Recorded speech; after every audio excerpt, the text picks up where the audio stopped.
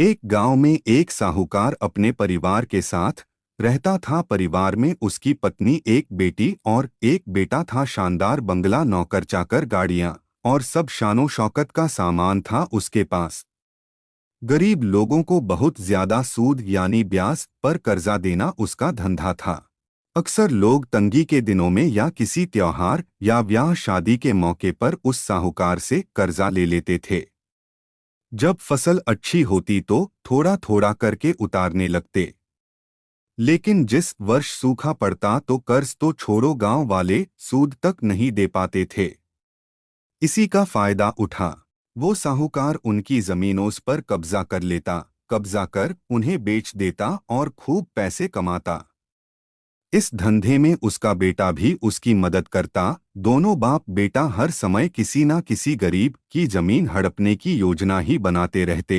एक दिन शहर से एक व्यापारी आया और साहूकार से गांव में जमीन खरीदने की इच्छा बताई।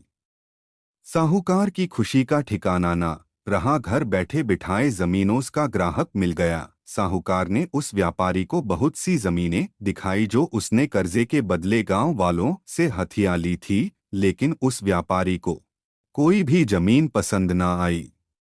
गांव में घूमते हुए व्यापारी को एक जमीन का टुकड़ा पसंद आया। उसने साहूकार से उस जमीन के बारे में पूछा तो साहूकार सोच में डूब गया। असल में वह जमीन तो एक बिन माँ बाप की लड़की की थी जो वहां पर रहती थी। उस लड़की के माँ बाप ने साहूकार से 20,000 रुपए कर्ज लिया था, मगर उसे चुकाने से पहले ही उनकी मृत्यु हो गई। बेसहारा लड़की की हालत देख गांव की पंचायत ने साहूकार से उस जमीन पर कब्जा न करने को कहा। भला पंचायत की बात कैसे टाल सकता था साहूकार, मगर दिल में हमेशा ही उस जमीन पर कब्जा करने की बात सोचता रहता था। आज व्यापारी की इच्छा सुन उसका लालच बाहर आ गया था और उसने जमीन पर कब्जे का मन बना लिया। कर्जे के सारे कागज ले वह उस लड़की के घर पहुंचा और कर्जा वापस करने की बात कही। जब लड़की ने अपनी दुर्दशा बताते हुए और समय मांगा तो साहूकार ने कब्जा करने की धमकी दी। कब्जे की धमकी सुन वह लड़की पंचायत के मुखिया के पास गई और उसकी जमीन को बचाने की दुहाई लगाई। सारे गांव में यह बात आग की तरह फैल गई कि साहूकार उस बेसहारा लड़की की जमीन पर कब्जा करने वाला है। यह बात उड़ते उड़ते साहूकार की बेटी के कान में पड़ी। अपने पिता के लालच की बात सुन उसके मन में बहुत दुख हुआ। उसने अपने पिता से इस बारे में बात करने की कोशिश की, लेकिन साहूकार को तो सिर्फ बहुत बड़ा मुनाफा ही दिख रहा था। उसे बेसहारा लड़की की दुर्दशा या अपनी बेटी की निवेदन का कोई असर न हुआ और उसने उस जमीन पर कब्जे का ऐलान कर दिया।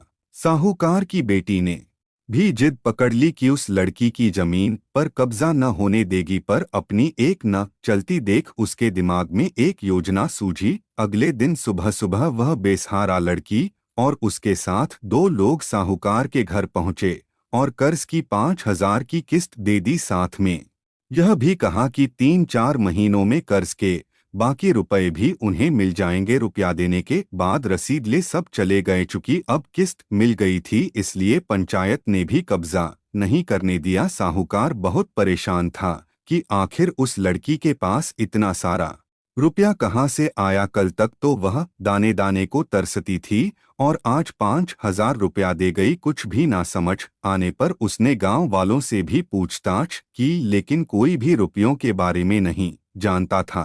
कुछ दिनों बाद वह लड़की फिर 2 गांव वालों के साथ आई और कर्ज की बाकी रकम चुकाकर रसीद और कर्ज के सारे कागज ले लिए। साहूकार परेशान हो गया कि आखिर इस लड़की के पास इतना धन आया कहाँ से। इस तरह कुछ दिन और बीत गए। एक दिन साहूकार को खबर मिली कि उस बेसहारा लड़की ने अपनी जमीन बेच दी है। कुछ कर तो सकता नहीं था, लेकिन उत्सुकतावश जाकर देखा तो चौंक गया। जमीन पर एक बोर्ड लगा था। उस बोर्ड पर जमीन के मालिक का नाम देख साहूकार की मानो सांसें रुक गई हो। मालिक के नाम के आगे लिखा था उसकी अपनी बेटी और उस लड़की का नाम। वह दौड़ा हुआ घर गया और बेटी से पूछा कि यह क्या तमाशा है। तब उसकी बेटी ने उसे बताया कि उस गरीब लड़की की मदद के लिए उसने अपने सारे गहने बेच डाले ताकि उसकी जमीन आपके कब्जे से बच सके, लेकिन जमीन आपसे छुड़ाते ही उस बेसहारा लड़की ने उदारता दिखाते हुए आधी जमीन मेरे नाम कर दी। बेटी ने उसे समझाया कि आप तो उस लड़की का आखिरी सहारा भी छीन रहे थे, मगर उस लड़की का बड़प्पन तो देखो, उसने जमीन छुड़ाते ही मेरे गहनों के बदले अपनी आधी जमीन मुझे दे दी। यह सब सुन साहूकार को शर्मिंदगी महसूस हुई और उसने भविष्य में कभी किसी की जमीन न हड़पने का वचन दिया। आपको ये कहानी कैसी लगी नीचे कमेंट करके हमें ज़रूर बताइएगा। अगर आपको ये कहानी पसंद आई हो तो अपने दोस्तों के साथ ज़रूर शेयर करें।